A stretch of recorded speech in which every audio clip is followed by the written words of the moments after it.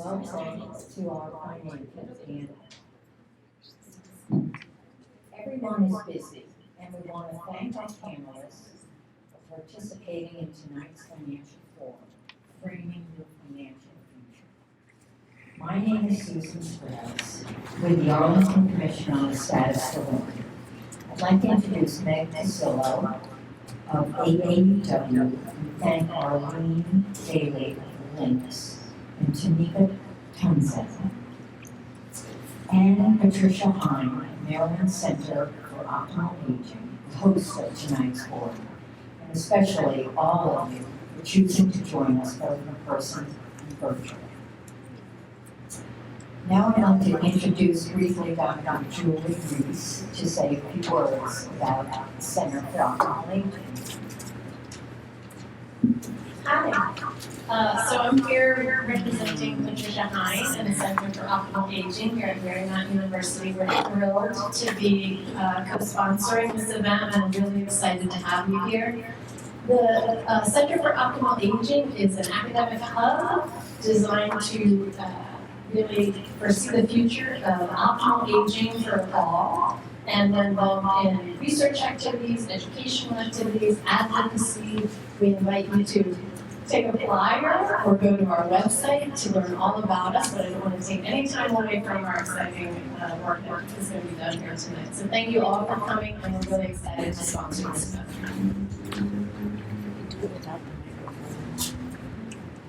Now we can begin with the program. Change is the only constant.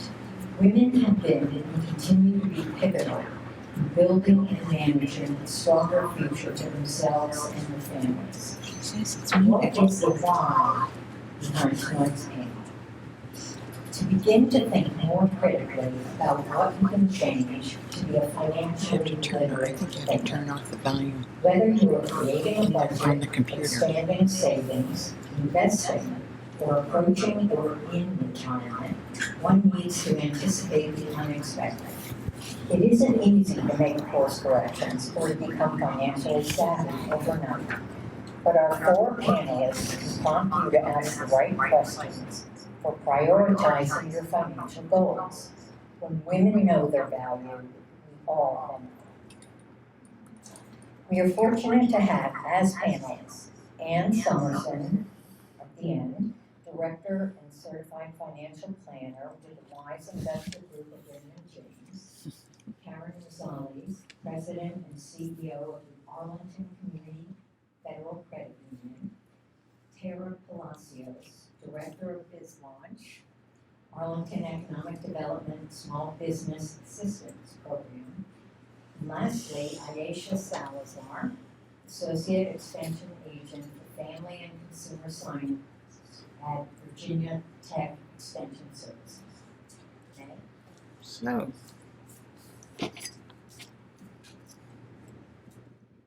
we're delighted to have everybody here. And on Zoom land, I know that we have a number of folks who are watching in from home. So we are going to go through this evening learning a lot. And at the end of the four presentations, we will have an opportunity for questions. So maybe jot them down if you're like me and you're burning to ask a question at the moment and you forget about it 5 minutes later. So keep a list of the things you'd like to ask. But we're going to go through our speakers and have them share their information, PowerPoints and narratives so that we all get the same basic broad view. And we're going to start with Ann, who is my financial planner. So it's true. I trust her. I know, right? Yes. And Ann's going to get us off with her information. So, Ann? Thanks. And here it is. And I think we're going to start with, there we go. Okay, great. I am Ann Summerson. I'm a certified financial planner with the Wise Investor Group of Raymond James. We're out in Reston, Virginia. And yes, Meg is a client of mine, and she asked me to do this evening. So I look out to the group here, and I see all ages. And I think that there are a lot of different financial things to focus on at different stages of life. people just starting off in their careers certainly have different priorities than people like me who are starting to think about retiring. So I thought I would just go through some different phases of life and things to think about financially during those times. So let's start off with the next slide, and that's in your 20s. Oh, closer? Oh, I'm sorry. Thanks. Hope this is better. So in your 20s, you're maybe finished with your schooling, you're in your first or second job. The biggest thing you can do for yourself at this time is to start saving and keep it up and increase the amount that you save. Do not put it off. I wish somebody had told me this when I was young, and I've loved many of my people I know my age, we say all the same thing. I wish somebody had really pointed this out to me. So where do you save? Well, you need to have an emergency fund, and an emergency fund is so if your car breaks down or if you lose your job, you're not stuck having to put everything on a credit card. And an emergency fund is in cash, right? It's in cash. You can't say it's my mutual fund account over there. No, it's something that can't ever go down in value. CDs, money market. You want to save at your job. You probably have a 401k. Maybe you work for a nonprofit, you have a 403b. If you work for the government, you have the TSP. They're all the same. They're all tax-deferred retirement accounts. You defer some of your salary into those accounts. Even if you think you can't do it, you probably have a match coming from your employer. Do at least to the match, because that is money you're leaving on the table if you don't do it. So if you've done that and you can still save a little bit more, consider an IRA. And if you're youngish and probably not at your full earning potential yet, do a Roth IRA, because there are AGI limits on putting money in Roth IRAs. If you make too much money, you can't do it. So put the money in a Roth, and the great thing about a Roth IRA, even though you don't get a tax deduction for it, it grows tax-free. When you use the money many, many years from now, you don't pay any taxes on it when it comes out, and there aren't any of the dreaded required minimum distributions on a Roth IRA. Okay. Oh, and one thing. So I mentioned the emergency fund stays in cash. Make sure that the money that goes into your retirement accounts, make sure that you invest it. Make sure that it gets put into something, because you'll probably have a group of mutual funds to choose from. Don't just put it there. You've got to make sure it's invested. Next slide. 30s and 40s. This is when things start to get a little more complicated. Maybe you're looking to buy a house. Maybe you've gotten married, kids. You'll start to think about, oh my gosh, what happens if something happens to me or my wife or husband or partner? Life insurance comes into play. Disability insurance comes into play. Disability insurance will pay you if you become disabled and you can't work. Your income really is your biggest asset. It's not your house, it's your income. If you are having kids, you're probably thinking about how are we going to save for college? Well, luckily, 529 plans are out there now. They're really great. They're like a Roth IRA for college, because the money grows tax-free, and if you use it for college, you don't pay any taxes when you take it out. And estate planning. This is, people start to think same thing with life insurance. What if I die? Well, yes, what if I die? We need a will. And what about guardians for the kids? So you at least want to get started on that process. Next slide. So I haven't said anything about debt, so let's talk about it right now. So you've probably heard that there's good debt and bad debt. Mortgages are considered good debt, student loans generally, bad debt, car loans, and the dreaded credit card. I would pretty much agree with that, but I would say that if you have such a big mortgage that you can't save anything, your mortgage is no longer good debt. So you need to be thoughtful about any debt that you enter into. So mortgages are fine. Some people say you should pay off your student loans before you put money in a retirement account. I disagree. I think you should get in the habit of putting money in the retirement account right from the start. You can start small, but I wouldn't, because you got to jump in at the beginning. You really, really should. Car loans, same thing. Don't overextend yourself. And credit cards, really try not to carry a balance. That's really what's gonna drag you down. I know, it's hard. I did it myself in my younger years, but really try not to carry a balance. All right, we've got 2 more stages to go. Next slide. 50s and 60s, a little later in life. This is possibly your kids are launched. These are your prime earning years. They're also your prime savings years. This is when people are starting to think, am I gonna be able to retire? Am I gonna make it? And this is the thing that you can do for yourself at this stage, if you haven't already done it, is really think about how much you spend. You really need to know how much goes out the door, because that's really what drives your financial plan as you go into retirement. When you are no longer earning, it's all about how much is going out. So you really should take a look at how much you're spending so that your plan will work in retirement. This is the time the people are thinking about, when should I take Social Security? I could do a whole seminar on Social Security strategies, which we don't have time for, but suffice it to say, the longer you wait to take Social Security, the more it will be.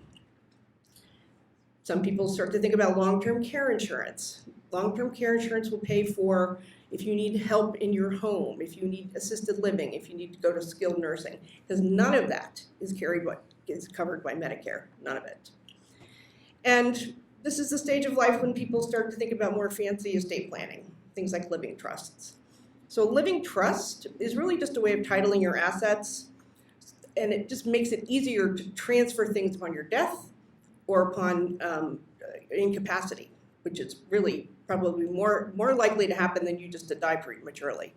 So anything in a living trust really just transfers to the people per the instructions of that trust and bypasses probate. Okay, next slide. So our last stage, 70s and beyond. So hopefully at this point you've successfully retired, you've done your saving. Now you're really thinking about, okay, where do I want it to finish up? Do I want to stay in this house forever? Maybe it's got too many stairs. I personally did a downsize a couple of years ago because I was tired of all the stairs. Do you want to downsize to a smaller place? Or do you want to consider a place like a continuing care retirement community?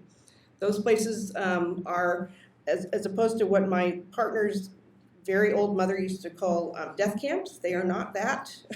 They are many of them are very, very nice places. So you could consider them. Next slide. Stay engaged and pay attention. What do I mean by that? I have a question. Where is it written that the men in the family of a couple do the grilling, take out the trash, and handle the family finances? Where is that written? Nowhere is that written. Please, you must be involved in that. If one of you wants to do the laundry and the other one wants to do the groceries, fine. But please, you both should be aware of how much you're spending, how much you're saving. Be on the same page with all of that. So many times, I've been in this business for 25 years, and the husband will come to the meeting. She's not interested in that. Don't be that person. You must know what's going on. You must stay. You could become divorced. You could become a widow. You must pay attention. Last slide. These are just 2 little things to think about. Go get your credit report at annualcreditreport.com. You can get a free one from each of the 3 credit reporting agencies. And this one is the free one, not free credit report. That's not free. Annualcreditreport.com is the free one. And everyone should go get their Social Security statement at ssa.gov. You need to get a log-on for that. They used to send the reports to everybody, but everybody threw them away, so they stopped sending them. But you can get them at the website, and everybody should take a look. And I've just scratched the surface of so many things, but hopefully it made you think about your own financial plan. Thanks.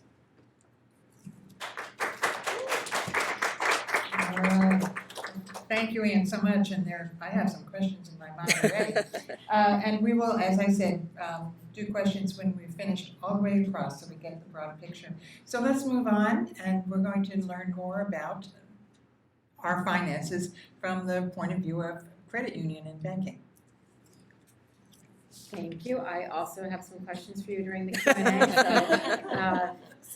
Thanks to the commission for putting on this event and for assembling such a great panel. I'm already learning from my panelists, and I'm sure I'll learn from the rest of you. My name is Karen Rosales, and I work for the Arlington Community Credit Union. I am going to be speaking to you tonight from the lens of a traditional bank or credit union and how we can help execute these plans that Anne is talking about. And actually, so much of what she spoke about is really complementary to what I'm going to be speaking about. So I don't have slides tonight, so I'm just going to have to engage you with fabulous stories. So, and I do have some stories to sort of illustrate the points that you're making, things that we see at the credit union that hopefully everybody can learn from. So we're here tonight to talk about personal financial management is essentially what you're talking about. And there's a few components to that. So I'm going to go over some of the core components and how I think a financial institution could help you with those things. It sounds basic, but it's surprisingly not, because even though these are basic concepts, you'd be surprised how often people need help navigating, and I'm sure you see this all the time. So the first thing is a budget. You talked about budgeting and spending wisely. Anyone here will tell you when you create a plan, start with a budget or start with a financial plan. It sounds simple and it sounds easy, but fewer than 40% of Americans operate with a budget. You're shaking your head over here, right? Lots of people don't have a budget, and even those that do don't really align to it. Don't reconcile to that budget on a regular basis. Okay, why is that important? I'll tell you a personal story about me and my financial planner. So I am also within a decade of retirement, and a couple years ago, she sat me down and said, do a total cash flow analysis. So I want to know what your budget is. More than a budget, what's your cash flow analysis? And she had me do it for today and then compare it to how do you think you'll be living in retirement? Simple exercise, but a very powerful one, because I was looking at expenses, and at first I'm feeling good. I'm like, okay, I won't have college expenses for my kids. Hopefully I won't be paying car insurance for them. Hopefully they'll be off my cell phone plan by then. By the way, and if anyone has any advice on how to get your kids off your cell phone plan, mine are in their 20s, and I haven't yet had the courage to kick them off. But so anyway, I'm looking at this thinking, okay, these expenses are going to sunset. Well, how do you want to live over here in retirement? Well, things are different, right? I will have different healthcare costs. There are other expenses, I won't have an income. So the delta between the two was kind of eye-opening, and my husband and I had a great conversation, and then it did force some conversations with our children. So it's a simple exercise, but a really important one. And I also want to encourage you to look at more than a budget, but really a cash flow analysis where you're looking at how much am I paying in taxes, how much am I paying in all of these ancillary things like, my nails and my hair and all these things that I love. And you love your nails, don't you, too? I started doing my own. Exactly, right? So you kind of see opportunities where you can really save. So that, that's what I want to say. And so how can a financial institution help you with that? I think great financial planners will help you. They can give you great templates for how to do that. Many financial institutions have budgeting and financial counseling divisions where they can also help you do that. And so whether you are, early in life and trying to create a budget, or like me, kind of reconciling how to get to that next stage, it's really important. The next thing I wanted to talk about is building and managing credit. I agree, not all debt is bad debt, and I think even some of the traditionally bad debt, like credit cards, can be effective tools in helping you to build credit if you use them very carefully. So if you are starting out, sometimes a starter credit card, a starter loan, if you are very careful and you pay it back, can really be a very, very important part in building credit, because lenders still want to see your capacity to repay. And later, when that borrowing becomes about leveraging and building equity, you have to have that, and you need to build equity to buy a home. If you're starting a business, when you start businesses, Tara will talk about the importance of your own personal finances. So that is very important as well.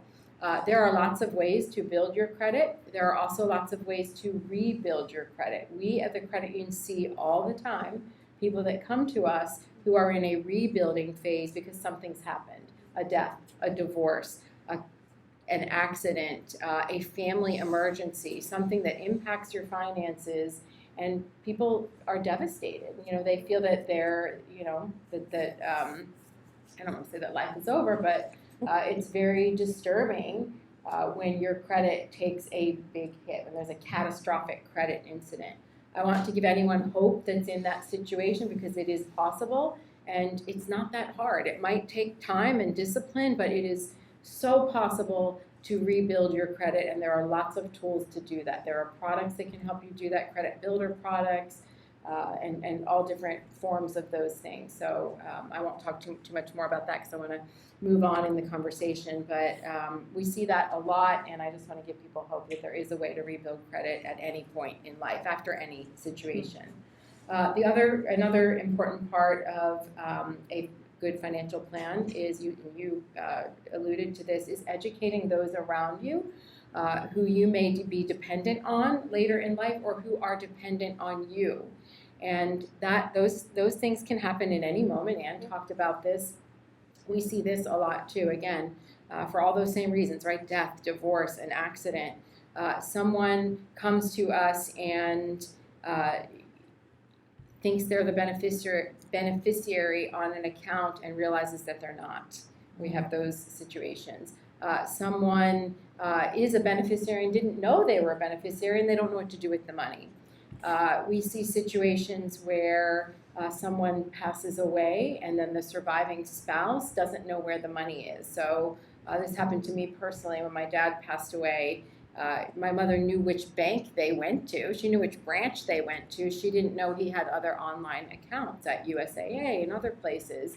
And I'm left scrambling, trying to, crack into his phone and figure out where the banking emails are coming from because he didn't have a neat and tidy place where all of this was recorded.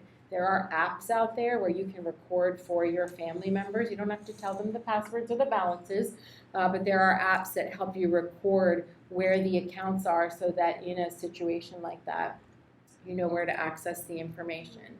Another tip, and this just speaks so loudly to what you were speaking about, right? Like the self-sufficiency of money. We had a situation, someone passed away, and the wife had credit cards in her wallet that she was using for everything and didn't realize that she was just an authorized user. And so when the spouse passed, all of the Netflix and home security charges that were coming to her credit card, Social Security reports out when someone passes, and so you don't even have to report it to the bank. They eventually become aware of that. So her cards got cut off and she was in a panic because all of her household bills were being rejected. And then she went to apply, so she had these two cards at Citibank and Chase, and not to bash the big banks, Citibank and Chase, but she had these cards at these institutions and could not then reapply because she was retired and only had Social Security income. So it's this whole thing. We were talking about this, right? You work your whole life to be retired, and then all of a sudden you don't have the income to prove that you can sustain the credit. So it was just a mess. So, things like that, it's what you're speaking to, just really be aware of the finances in your household. Also help your children. As a child trying to navigate, a grown-up adult child, but still a child, right? Trying to help my parents through that was extremely stressful, and I hope I will do something different for my kids to help them through that. And then the last thing I was going to talk about, you already spoke about, which was investing. Once you have a good financial foundation, investing is a great thing to do, and there are lots of ways to start small. Great apps out there. You can invest in stocks fractionally, you can invest in fractional real estate, you can do like sweep programs and round up and sort of invest pennies, and that's just a great tool, and lots of financial institutions can help you with those things as well. I feel like I forgot something, and this is probably why I should have slides so I don't forget something, but I'll just pass it to you, Tara, and then wait for questions. Should I just pass it to her? Just pass it, Okay. sure. So, this is Tara Palacios from BizLaunch. Here we go. Good evening, everybody. I'm so excited to be here to talk about, framing your financial future, but really looking at it from the small business perspective. We work with a number of people whose dream, no matter what age range, is to start a business. And a lot of times people are like, am I financially secure? Can I do this? Do I go friends and family, credit card? How should I go about it? And I'm here to say there is a skill to this. And I think it all complements what we're going to be saying. So we'll go to the next slide. You may be asking yourself, what is a BizLaunch? Well, it is a county-run program where we have, next one. It is a county-run, there we go, that offers a Host. host, thank you very much. I was like, what was I trying to say? It's late off for me. A whole host of different types of activities, from marketing to helping you design strategy, building your business. We have directories. We have an open rewards program where when you shop local, we reward you. All kinds of stuff. And the good thing is, it's that good four-letter word, which is free. You don't have to pay for it. Yay! We go to the next one. And then I have a lot of nice friends that are with me. Prakriti is here with us this evening, and she does a lot of our market research and works with our small businesses. But Alex, Lourdes, and Yakin are part of our team, including myself. And I am here to tell you, for the next slide, that we have a brand new tool that we've just launched within the last 6 months, and it's called Open Grants. And basically, if you're a small business, if you're a nonprofit or other organization, you can go to this website, create a dashboard, and look for grants either for your small business or for your nonprofit organization or individually. If you're working on an art project or you're trying to make something, and it gets even cooler in that there's someone that can help you respond to these grants as well.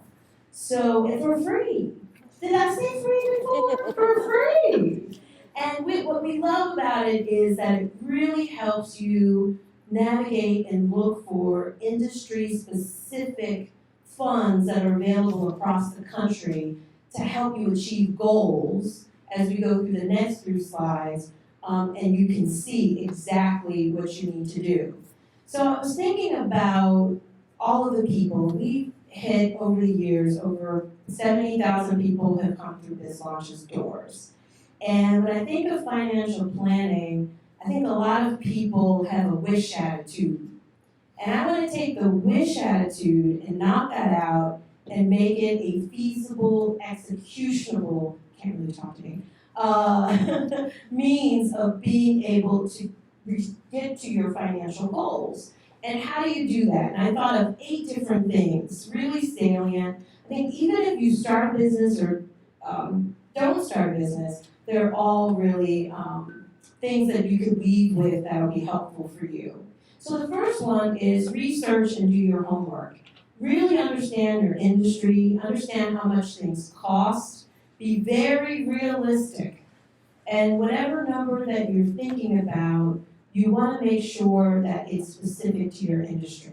And there's information out there that will help you with numbers, statistics, and goals.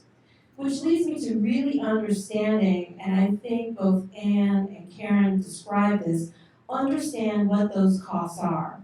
When you're doing a cash flow analysis for yourself, not only do you want to look at the fixed costs that you pay every month, but those soft fun costs like social media, paying for TikTok ads, things that we like to do that do we really need to do them? But if we were, how much are they? And to really have that as part of your plan.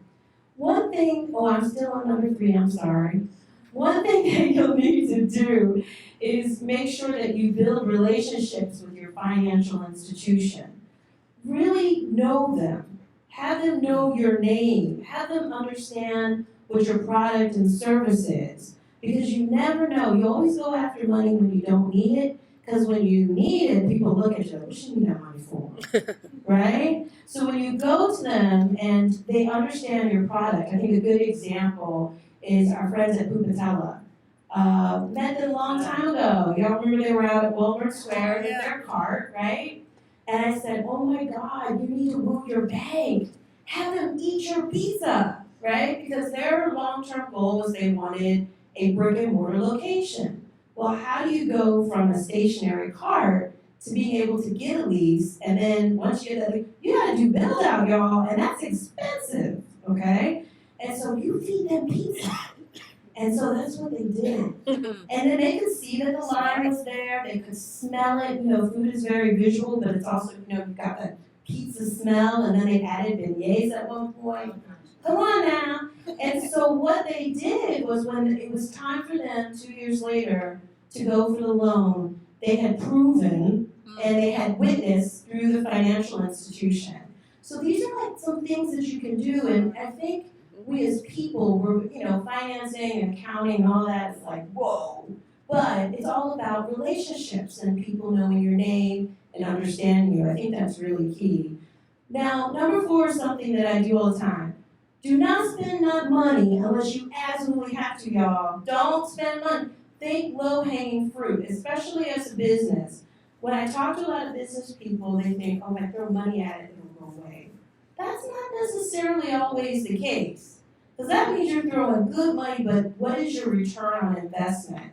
So being really wise about the process, think low-hanging fruit.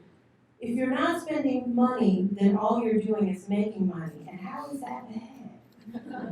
Right? Because that return on investment is that much higher. So if you can do some of these things, and it'll help you to grow, and think simple, not complex. Especially when it comes to business. Because when you think complex, it makes things much harder. But if you think very simply, I need to move from A to B, and that doesn't mean because A is doing well, I need to do B, C, D, and E. How many people know businesses that opened up too many locations and they failed? They stretched too thin, they didn't have all that money, and Elon Musk and others, they don't have enough money to do what they need to do. Okay, go into 5. Because you want to be really smart about that. Establish a rainy day fund. One thing that Americans don't do is save money. I think we've got a common theme, right? Save money for when something bad happens. You don't have to sweat. I don't like to sweat. I don't like it. And I don't want y'all sweating. Pandemic caused a lot of sweating. And when the PPP came, you sweated even more. Don't want that. Have at least 6 months to a year in savings. So if something were to happen, you don't have to sweat, y'all. Remember that. Have that visualization. Also, number 6, build a community of advisors. People that you can call on to that can help you think through a situation. As an entrepreneur, it can be lonely at times. But look, if you got friends that you really trust and that you care about, that you can go to for a very complex, hey, this is going on, I have this opportunity, I don't have enough funds, and then they'll be able to kind of help you think it through, or they may invest in you themselves. A lot of people, a lot of folks that you surround yourself with. So I definitely think building that community of advisors, that could be people that understand the legal aspects of your industry, financing, as well as accounting. And then there's, in these days and times, number 7, there's a lot of creative funds that you can use, from Indiegogo to Kickstarter that can help you to get started, friends and family. But with all of this, you'll want to plan. You want to understand that if you're going to do a campaign, what are all the things that you need to do before you jump in? Because you could get yourself in trouble if you're doing a lot of investment, think low-hanging fruit, and you don't see the return. Everything is about, if I do X and Y, what am I going to get back in the long term? And then number 8, question everything. Don't let things just happen. Don't let you just go along with the way the water is going. No, really understand what it is that you're getting into. If you're signing a contract, if you're signing on to a loan, know what the interest rate is, know when you pay that off, have a big party afterwards, but really understand what you are contractually obligated to. And so with that, those are my 8 tips. I wanted to run through those, but if anyone has any questions, I've seen a number of businesses be very successful here in the county, and I think the biggest differentiator between those that are successful and those that aren't is the planning aspect and understanding, and if something untoward that would happen, being able to fall into a loan fund, call on to other friends, and be able to plan for it. That really will differentiate between success and failure. And so thank you all. That's my business stuff. Go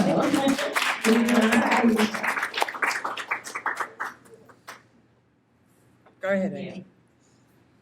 So my name is Alicia Salazar. I'm with Virginia Cooperative Extension, and Virginia Cooperative Extension is part of Virginia Tech and Virginia State Universities.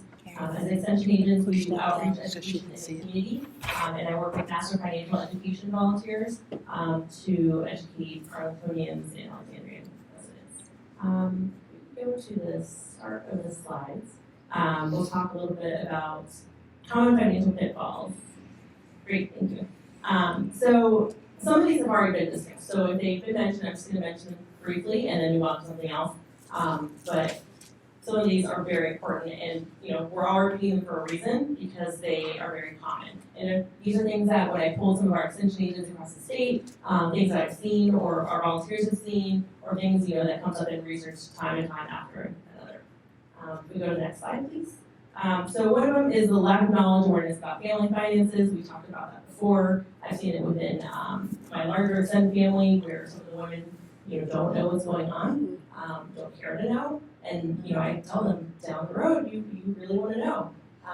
Financial stability for changes in relationships, divorce or death of the spouse, same thing. You want to make sure that you're aware of your finances. Women tend to outlive their spouses, so you have to think long term. For women in abusive situations, money is usually one thing that's being controlled. It is often a reason for staying in that relationship. Let's go on to the slide. Lack of financial confidence. So women are less likely to negotiate their salary. They're less likely to make financial investments. It's not for, sometimes it's a lack of awareness, sometimes it's just, they lack that extra oomph. And so some of these women up here, they're here to give you that encouragement and that empowerment. Sometimes you delay investing just because you don't know. You feel like you don't know enough, and just knowing a little bit is enough. Just try to start.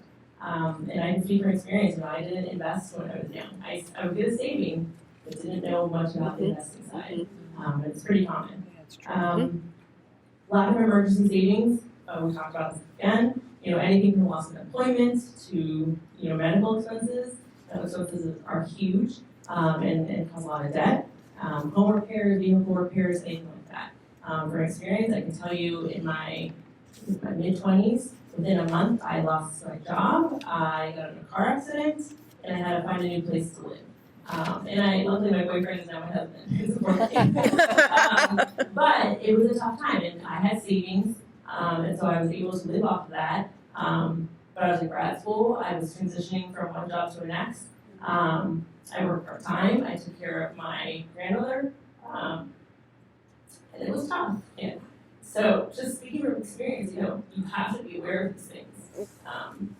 And then that work-life balance. There is a lot of, I see a lot of women that, those who manage their households don't get paid for the value that they bring to the household. So there's that huge factor. You're not being paid for managing the household.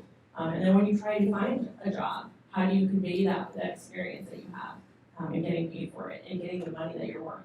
Balancing those work-life ambitions. I've seen people debate their own career choices and over family time. I've seen women choosing certain career tracks in their field and withholding applying for jobs because of those family commitments. So these are issues that are common in women's lives. Go to the next slide. Earning gaps. We talked about this as well. Women are most often caregivers at some point in their life, either you have children or caring for older adults on the road. And so this, causes a lot of issues. Let's see, I had some facts, but I'm just gonna skip over those. Neglecting to invest in themselves. We talked about this as well. And then establishing retirement after re-entering the workforce. So sometimes people don't consider themselves first. Always pay yourself first. And then investing too much for your children's education and not having enough sufficient retirement for yourself. As caretakers, you care for others and you always put yourself last. So try not to make that mistake if you can. Next slide. A little bit on identity theft. I just want to touch on this. It used to be that women actually were largely affected more by identity theft than males. Men are catching up a little bit in that. But they're about equal, I believe, within identity theft right now. The ages of 30 to 39 is where most women or individuals are most likely to get their identity stolen. After that is in their 40s. And then often the offender can be a family member or a coworker, including power of attorney. And that's something that sometimes people don't realize. And it's tough when you're going through that. I know one of our volunteers gave a class at a senior center recently and on identity theft, and the number one question was, I think I'm being taken advantage of. I think somebody is taking my finances without me knowing. So now we're considering going back and doing another class about, okay, what can you do? Credit card fraud as well. You gotta look out for that. It's very common that people take advantage of you. And just keep an eye on that as well. The next slide talks a little bit more about prevention. This is just a brief overview. And that these are not all the tips that are out there, but just the main things like checking your statements, running your credit reports. That annualcreditreport.com website is a great resource. Try to get on the do not call list. Use two-factor authentication, and then shred any papers with any information on them. Even those credit card announcements or flyers that you get saying that you've been certified or something, shred those. Go to identitytheft.gov if you have had issues, and then try to set fraud alerts or freeze your credit if you can. Next slide. A little bit about talking about how to teach youth about money. Your first learners are within the household. And this is a quote that I saw that I thought was great. Security and love are not always connected to money. So trying to make that, establish that early on is really important. Start teaching your children about money as soon as you can, and as they start asking for things. Talking to them about wants and needs is very important, and that's something we do through all ages when we're working out in the community. And adapt things to be age appropriate. You're not going to talk about serious high-level things to young children, but you can adapt it and talk to them in different manners. And this is another quote, and I'm sorry, I forgot to put down who the quotes are coming from. I believe it was Colorado Extension.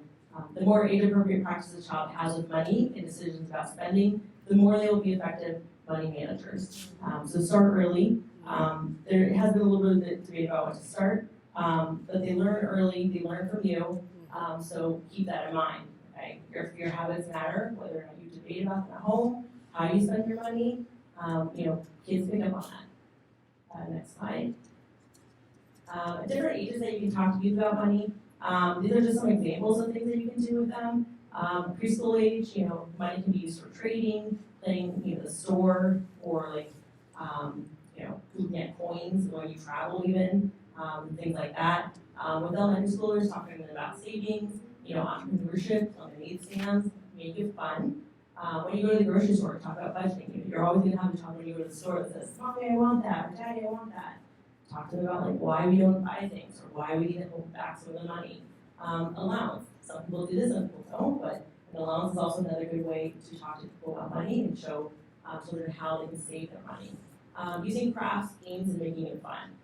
Any way that you incorporate math skills, rating skills, reading skills, anything like that into this will make it educational for them as well. And then with teens, we can talk to them about a variety of things. We're doing a workshop with some teens at the Arlington Tech, and we've talked about almost all of these topics with them. And so now we're going to work with other cohorts to talk about some of these topics. It's never too young. Some of them have some great questions. Youth know a lot. There's a lot of information out there, especially on social media. So you want to catch that misinformation early on. And that was all I had. Thanks.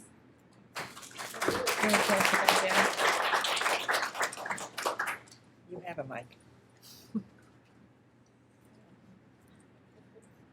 Okay, thank you so much. I was taking notes. In my old age, I've learned so much tonight too. So, or I've realized things I didn't do right in my young age. So, all of that is important, but each of you shared or expanded on something that is just, the basic of save, know what you're doing, invest, talk to your partner, work together. So all of those and so many more ideas came out of tonight. So we have a couple of questions to get ourselves going, and then we will ask for folks who are physically here, and we will have an opportunity for folks on Zoom to be able to ask their questions as well. So hang with us as we go through. But just to get us started, this is just a big picture question. Okay, what do you see in the nearish future about the financial situation? Are we going to see interest rates jumping, falling, anything major that we can expect or predict or be careful about? Who wants to answer? You're the one that works for the bank. Well, that's a crystal ball question. exactly. And Yeah, nobody well- knows what the Federal Reserve is going to do. I don't think they even know sometimes what they're going to do. This is the answer you're looking for. We thought the Federal Reserve was near the end of the rate hike cycle. The talk up until the latest economic data was released was that the Fed was going to either pause the interest rate hikes or just skip this next month. The data that was released indicates that, as Tara said, consumers are spending. So consumers are continuing to spend, so inflation is just not coming down as fast as we want it to. I think we all got tired of being cooped up during the pandemic. We were spending. We like it. We like spending.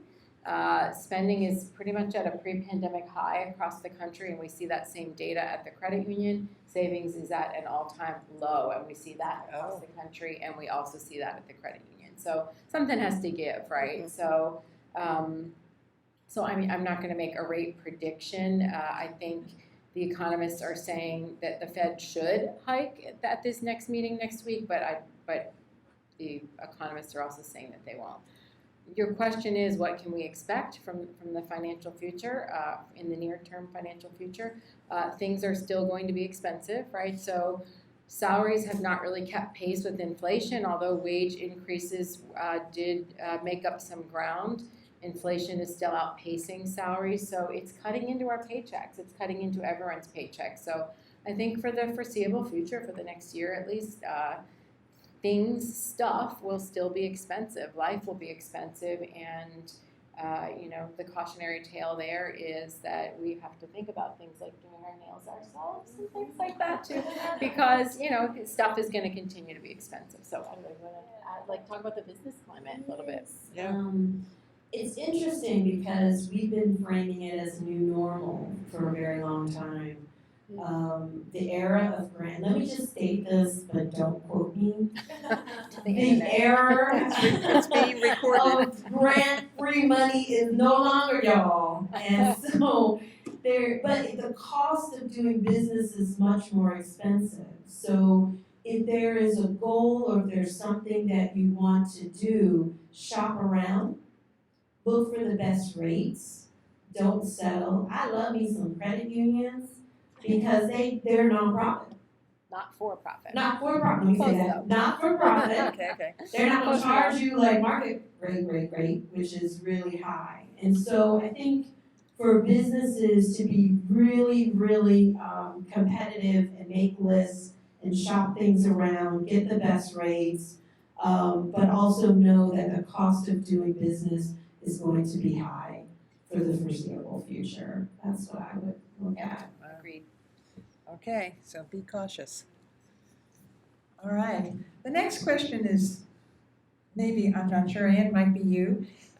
So we talked about some partners in relationships not knowing the financial situation that their union is in. So what should a person know about a potential partner's financial That's views. an Ann You know, some of, I hear of, I have a friend whose sister just lost $300,000 because she got into a romantic relationship Oh. with someone at 75 or 80, and he said he's needed money for his child, blah, blah, blah. So, what are some tips for going, if you are interested in a person at 20 or 40 or 80, that you should be aware of going into a relationship? Dear Abby. Oh, boy.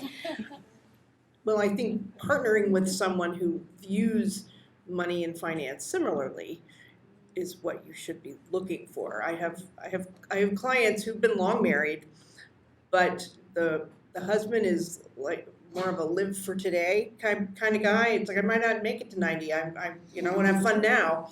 And his wife, she tells me on the side, he doesn't know about it, but she's got like 300 grand stashed somewhere because she knows that he would spend it if he knew about it. So now, again, they're happily married. It works for them. But well, they've been clients for a long time, and I've watched this over the years. But you want to have you want to look at it the same way, and you really can't put your head in the sand. You cannot do that. So many times the wife handles the checkbook, but it's the husband that handles the investments, and that's just old-fashioned and not helpful. So, Bottom line. Anybody else? Why don't you use your mic? So we actually, that's one of the things we talked to our financial officers about, is talking about like how you have those family discussions. So you want to, like Ann said, be on the same page with the person. I know personally, when things start getting serious, I consider any type of moving in together, anything like that. Before you'll pick up on things along the way too, like when you go out to dinner or things like that, how things are being, money's being spent. So have those discussions. Before you commit into anything serious, talk about long-term planning too. How many children? Who's going to take care of the children? What if somebody loses their job? What are you going to do? Who's going to take care of what? So have those discussions. They're not the easiest discussions to have, but they're important. And we see a lot in our classes. We see a lot more women attending our classes who sometimes they don't. They might not be in charge of the finances themselves, but they know about the expenses. They know about the day-to-day expenses, and so. Oh, my husband doesn't want to come to the class. So we take it as an opportunity to tell them, like, this is a time for you to invest in yourself, use this class to learn, and hopefully bring that husband next time or, talk to him some more. And most of them do talk to their spouses, whatever spouse that is, and that discussion is made, but it's a process. You have to keep checking in with that person. Our old extension specialist would meet with his wife monthly and have those discussions. And would set time every Saturday, once a month on Saturday, to talk to his wife about things. And my husband, wow, that's a lot to talk to somebody about. But your expenses change throughout your life, so you need to be on the same page with them. All right. Okay. Folks in the audience, are there questions that you all have? All right. Oh, sure. So I'm Julia Tanner. I'm the chair of the Commission on Status of Women here. What a wonderful panel. This has been great. It's very educational. So I have hopefully an easy question, which is, once you do not have an income coming in any longer, how does one apply for a credit card if one's husband has this at the same on the account? Fortunately, not the situation, but I imagine that is going to be the situation. So, and Karen spoke about this, so I'm wondering if she can answer.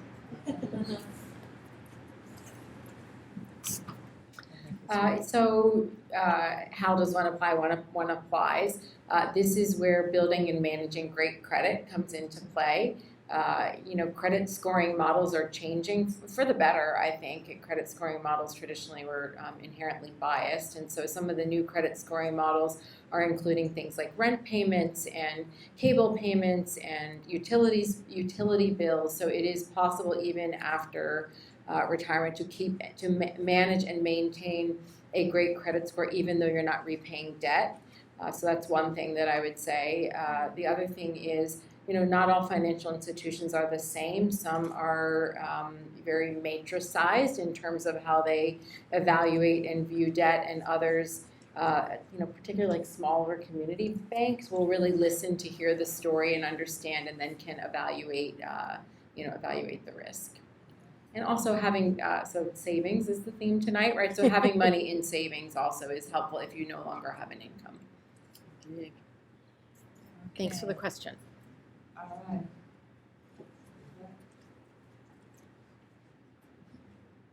Hi, I'm Sharon Zakula, and I'm involved in AAUW at Falls Church. And I discovered that I had a job when my husband passed away, and I had my own savings and my own account. But one of the things that I discovered was, I don't remember whether it was Washington Gas or Dominion Electric, that when he passed away, even though I was the one who opened all the accounts, they said, basically, we've got an old system and we only have room for one name. And whenever there is a man and a woman's name, we always put the man's name. Whoa. So and the reason I cared about it was because they're saying, well, you're opening a new account for the same place, Right. the same house. And so you have to pay that first time fee for us to come out, even though I've been paying the bill for 15 years. So I thought that was interesting. I don't know if it exists as a problem anymore, but when you said check to see whether you are actually a party to the account, Mm-hmm. or whether you just have like user privileges, it made me think about that. Mhm. And, having a conversation later about what kinds of other accounts that may be that issue. So I'm sorry, it's not a question. It's just It's a good comment. That's though. a great tale, Yes, though. I had yeah. not heard that about the utility companies before, but it doesn't surprise me. Just a little disheartening. Hi, my name is Cindy Pasca. So you talked about financial advisors and helping you establish guidelines, budgets, planning, long-term planning. What if you keep your money with a variety of financial advisors? How does the financial advisor look at all of the components when you may not be sharing all of those components because you have certain It's a great question. finances that you want to have established in different places? It's a very, very, is this on? No. Push it up. There you go. Push what up? This up? It is up. Can you hear me? Yes. Yeah, pretty Um, close. So my group, I'm a financial planner in our group, and we also have people in our group that do the actual portfolio management. We feel that it's very important to know what your total picture is. We do a financial plan before we do any investing, and many of our clients don't have all of their assets with us, but we need to know what they have. So we do know what they have. So you can't act in a vacuum, in a silo, because that doesn't work. I mean, the old style stockbroker, yes, they would bring your account and they'd build positions in account and stocks and stuff, but they wouldn't necessarily know what else you had out there. It's very important to know what the whole picture is. What all the accounts you have, are they IRAs or are they taxable accounts? Are you gonna have a pension or you're not gonna have a pension? All of those things are, and then the big thing, how much you spend, that's really the question that drives the financial plan. So that's how you do it. You have to tell somebody what you have, because not telling if you just keep it a secret, I don't want you to know what I have over there at that other guy. It's like, well, then good luck. So Okay. Kim's back there too.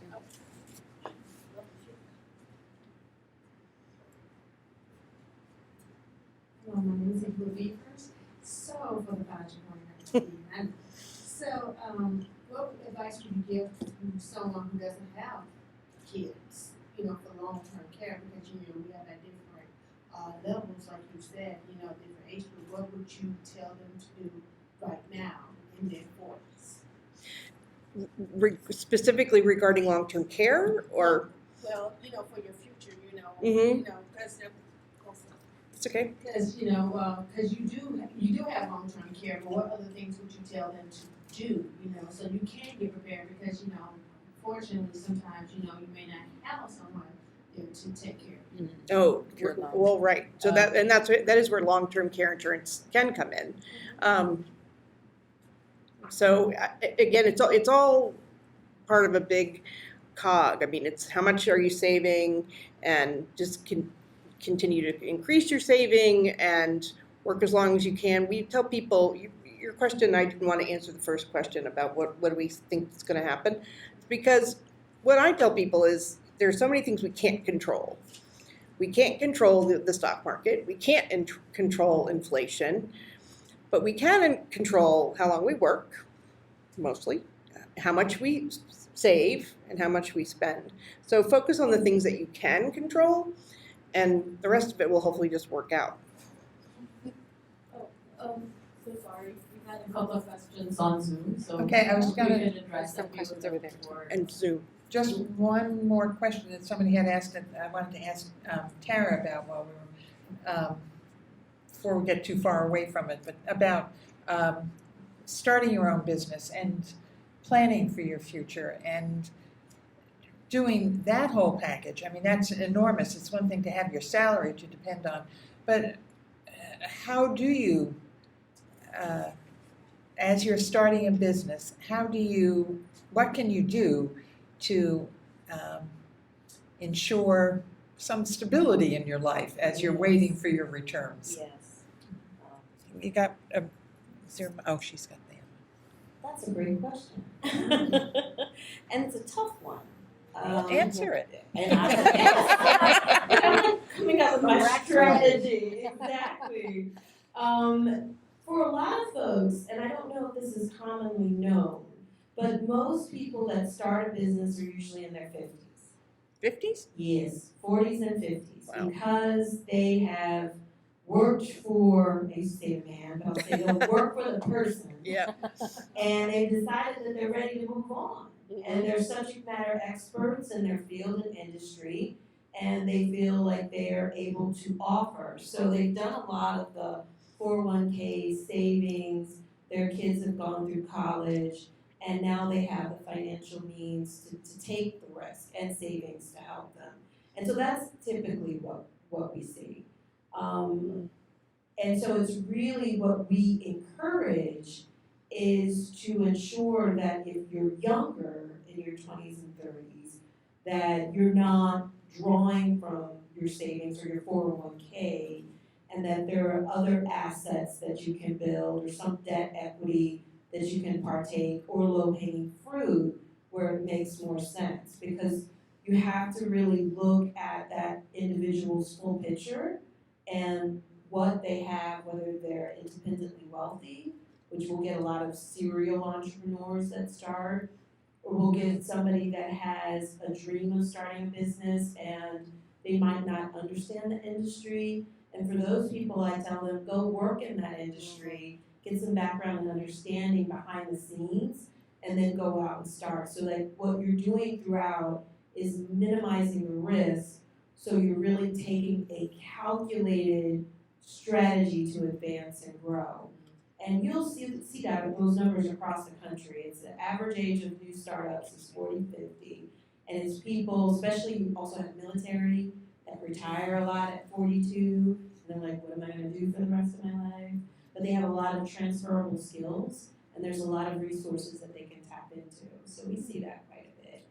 But everything is very deliberate and thought out and invested and looked at before you take that leap of faith. Good plan. Okay. Thank you for waiting. Okay, thank you. So we had the first question from Carol, and it was, what budgeting tools or apps do you recommend for like budgets? So I don't have one off the top of my head. I'm happy to collect those resources and we can send it out later. Oh, Libby has one. We have a budgeting tool in Do you our wanna- app, and I think a lot of the banks and credit union apps themselves use it. Start over. I'm gonna start over. I was just making a note, I'm Libby Smith from Arlington Community Credit Union, I'm a colleague of Karen's. We have a budgeting tool in our banking app, and I think a lot of the banks and credit unions have one right in there. I don't know a specific one, I know Mint used to be really popular, there's just a lot of consolidation in the industry, and I'm not sure what the current ones are, but I know that a lot of the financial institutions offer that as a tool right within their own app. Thank you. The next question was, it's two questions actually, and it's from Yvonne. And it's, what should women in their 60s and 70s be concerned about as the brick and mortar financial institutions limit footprints and go online? And the second question is, if you're a solo ager and know no one to leave assets to or to make a beneficiary, what are your alternatives? I think we answered that. Okay, I'll take the first one and then I might need you to repeat the second one. Yeah. So the first one is what can older populations do as branches are going away? Branches aren't going away fast, so they're going to be around for a while. You may start to see less of them, like less density in branching networks, but they're not going away. I think the question might be, like the real question might be, how can I get help using online tools? And I think that's a really important one. I worry about that for our older populations because it can be confusing. I mean, I get confused sometimes, right? So the good news is every financial institution, usually the member service people or the customer service people are very willing to teach and help. Most financial institutions will have little classes on how to use those tools. There are a lot of online tutorials on how to use those tools, so I think it's just a combination of both.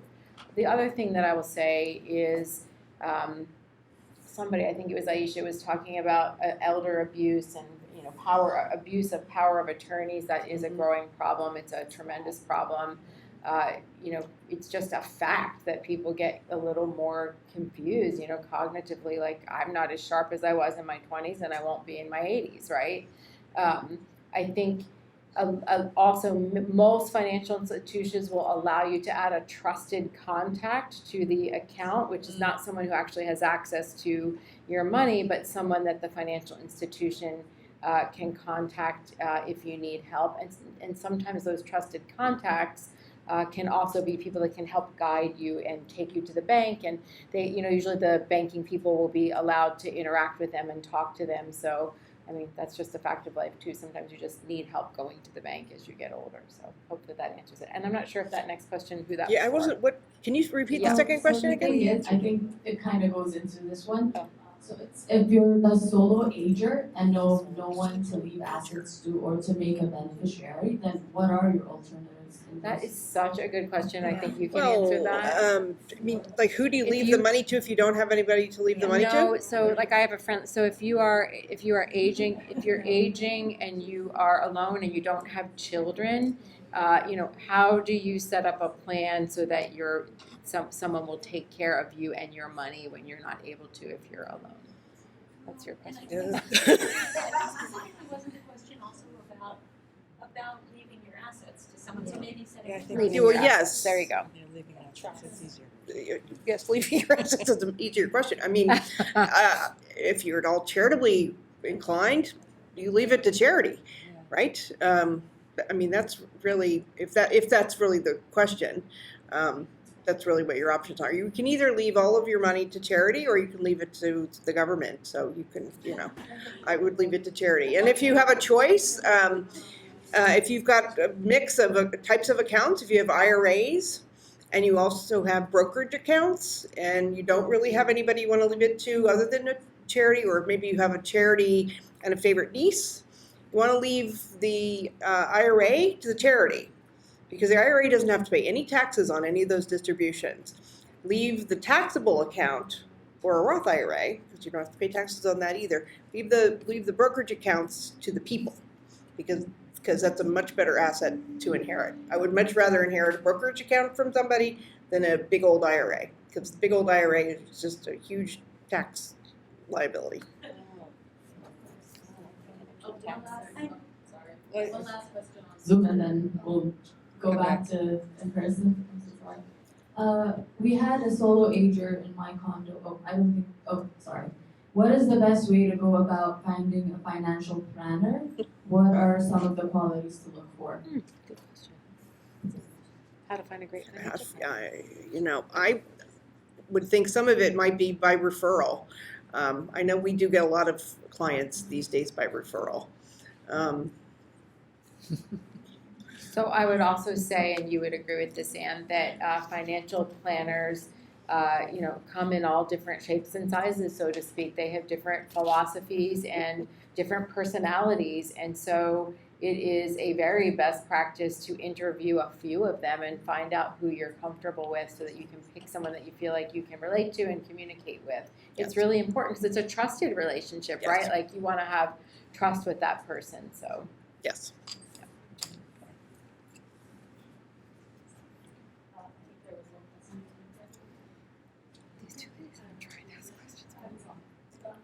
Can you hear me? Yeah, just hold on. So I work with elderly people, and I see a lot of they're not either educated about being at home, and when they see that statement coming from whoever's providing care for them, it's a big. I mean, we're talking a lot of money when people are at home and they're getting taken care of. So as a financial advisor, starting right now because we're getting older and we're staying, we're like in our 80s or 90s, are you preparing them to educate them and save a certain amount of money for home care or whatever they need? Because right now, the generation that I have, they're pretty shocked and they're running out of money. And it's really sad because they don't have anything else. I'm going to see if Aisha has anything to say about that. Do you have something to say about that? Can I rephrase the question real quick? I think I did it. So just to clarify, you're asking some individuals that are older, they're running out of money, they're realizing the costs for being taken care of, like what should they do? Yeah, at this stage at home, we're preparing them for future generation that's gonna be there, like myself, Okay. as a financial advisor, to prepare me for that, not just for my retirement, but I'm also gonna be looking at, just in case anything happens to me, like dementia or Alzheimer's and stuff. So how to prepare for individuals that might be eating down Because the road? Medicare doesn't help them. No. Medicare is not helping stay at home. It's just, you have to qualify for Medicaid because what happened to the private industry that are paying out of pocket. It's a terrible problem. Yeah. Yeah, so I can't fully answer that one just because I have not, I'll be honest, I've not done enough research in it. But yeah, Susan made a point. You have to realize the cost, and it varies state by state too, how expensive it is for that to be long-term care or any resources. For those that are currently in the situation and finding that they cannot pay for things, there is financial assistance through like the county or other resources. The local area agency on aging is a great resource. And then there's within Department of Human Services, there's resources. In terms of individuals that want to think about down the road how to save or what they can do, start thinking ahead, looking at your budget, evaluate what you have. Please, anybody step in at any time. Well, and there's a new type of, many states, and I believe Virginia is one, have started, you can buy a long-term care policy that if you buy it and you pay for it and you need care and you run through all the money, you will not have to go into Medicaid spend down. Right. It's kind of a bargain. It's a contract you go in with the state. So I don't know tons about it and they're relatively new, but that would be something to consider. Because you're right, custodial care is not covered by Medicare at all, and to switch over to Medicaid means spending down all of your assets, and that's a whole different situation. And I guess one thing that you mentioned, living at home, a lot of people don't realize, a lot of people are bound and determined to never move. But if you need care in your home, it can be much more expensive than if you move to a nice assisted living place or something. because 24/7 care at home is extraordinarily expensive.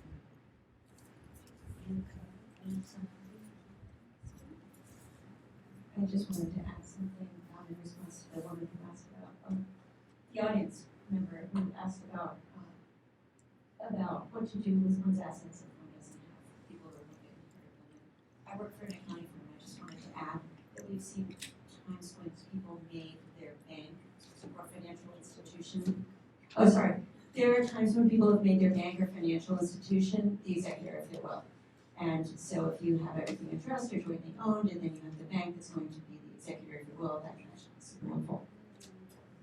Okay, we have one last question in the back. Trying to. Hi, I'm Barbara Johnson. I'm a commissioner as well. Thank you. This was really informative. So I have two, I think, quick related questions that are geared towards my young adult children. They only want to use Venmo. How is that different, better, worse than credit or debit cards? I think I understand, I'm not quite sure.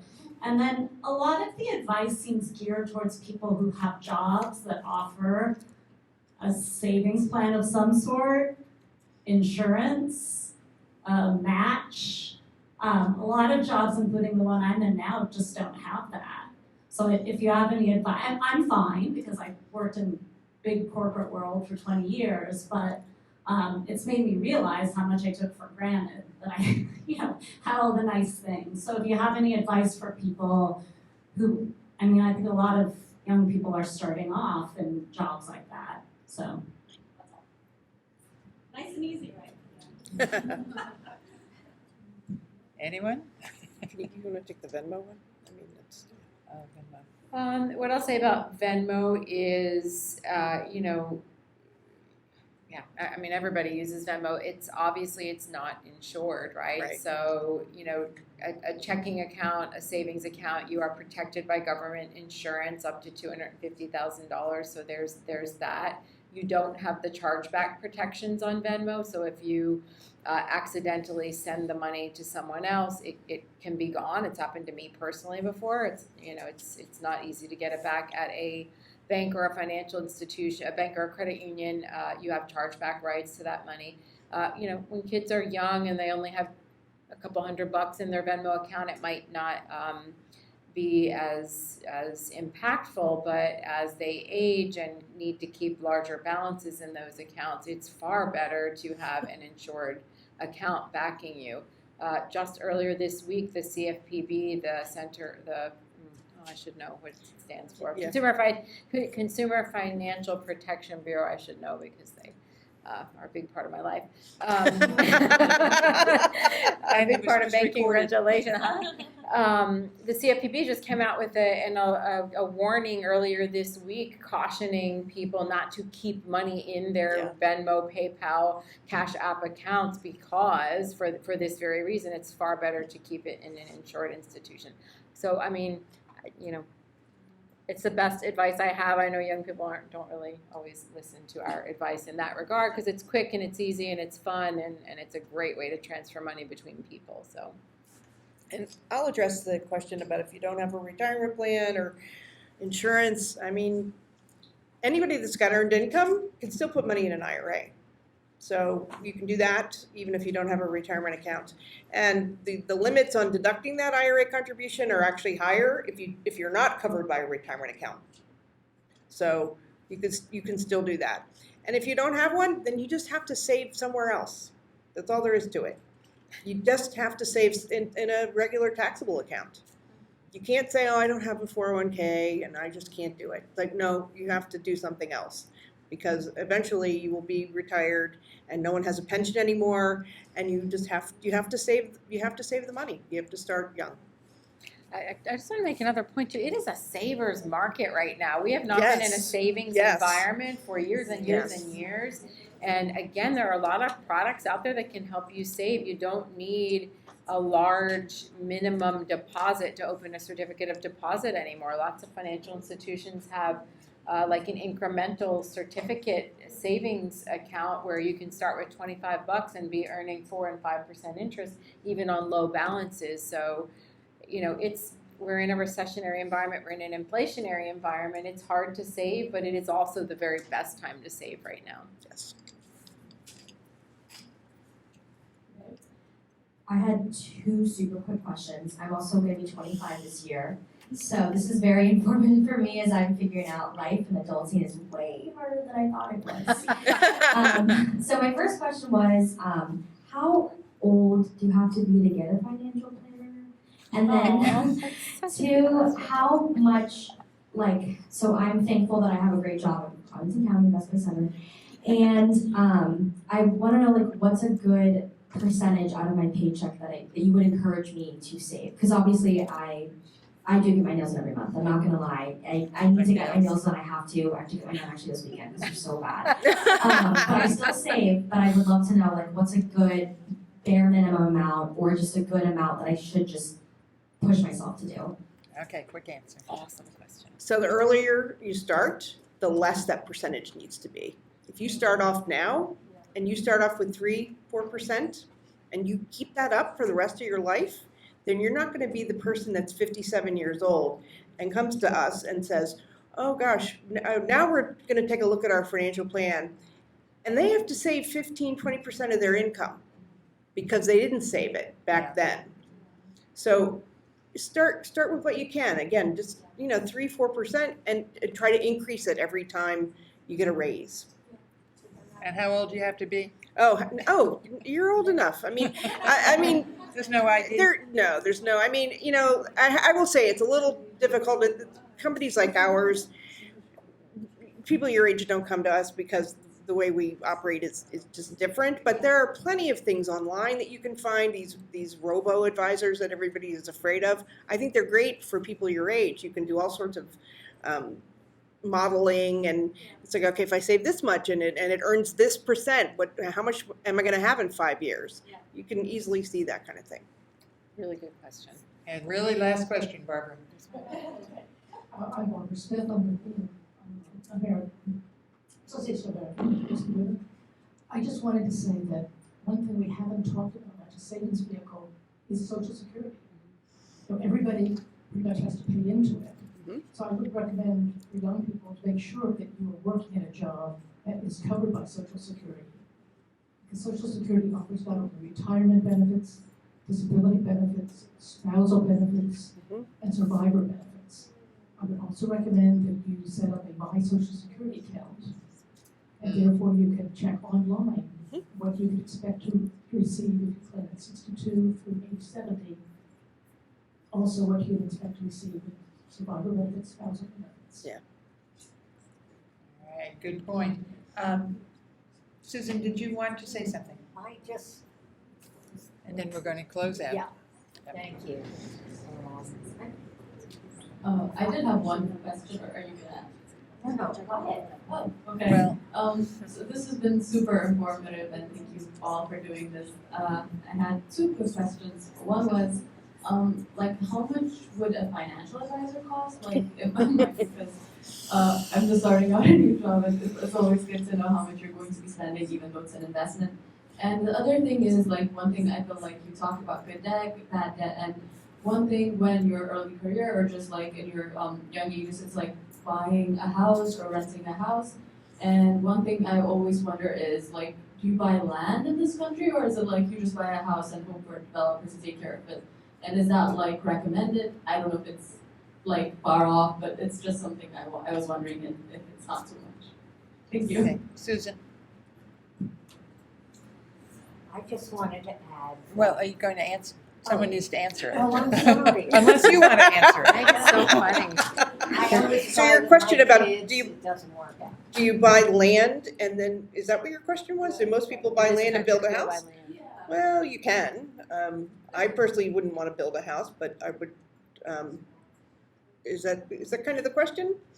More how much would a financial advisor cost? Oh, that question. Yes. So you know what?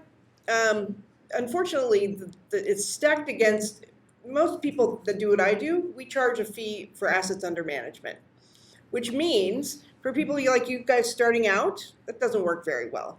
So it's not a good model. So there's something called the Garrett Financial Planning Network, and they do fee-only planning, and when I say fee-only, they charge a fee for it. But you could work with somebody like that who's not necessarily going to say, okay, well, how much money do you have to give me to invest? Because that's how we make our money, but you guys are just starting out. So I would look at something like that. I would also add that I think there's a step before financial planners, like when you're starting out, lots of financial institutions have financial counseling or well, not credit counseling, because that's really something different, but yeah, exactly. Yeah. But financial counseling programs where they will help you at your ages. You have sort of immediate goals, right? You're trying to save some money, you're trying to maybe save for a down payment on a house and purchase your first home. They're pretty specific, simple goals, and so you can work with, or you're trying to build a credit score so that you can effectively, apply for debt. Those are things that a financial counseling program can help you with. And then once you get a little strong and a little strength on your balance sheet, then you call people like Ann. That's it. Back the other way. I just said something. And I just wanted to add that we have 3 financial coaches. Oh, there we go. There we go. That's the answer. That's the answer. So our volunteers, some of them are financial planners, some of them are not, so they just have an interest in certain topics. So they can talk to you about different things, about budget, how to get a student loan, like how to save for the home, that kind of thing. And then the other thing is we do have some programs lined up. We're in the middle of finalizing them, but we'll have a money talk, financial series for women at Columbia Pike Library in the fall, and then at Central Library we'll have an Adulting 101 financial series that we're going to Oh, that's great. That's perfect. That's what you guys That's what you want. Okay. Adulting 101. Susan. Go. It's on. I just want to add one thing. This panel, if nothing else, has shown all of us, whether we're younger or middle-aged, approaching retirement, to ask questions. Find out what you don't know before you have to know it. Yes. It's really important. And that's between whether you're a couple, parent, child. Look into various alternatives and rely on yourself, because that's what it gets down to.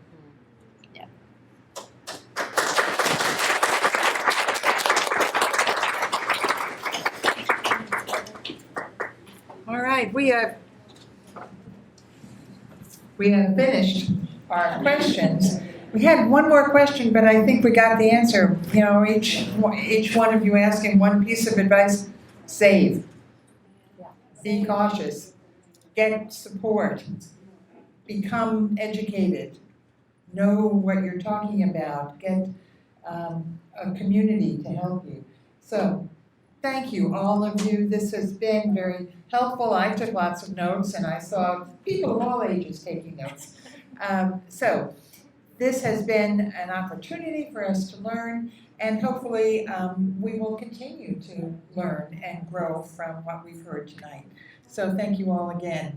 It's been very informative. Thank you all. Thank you, Zoomland.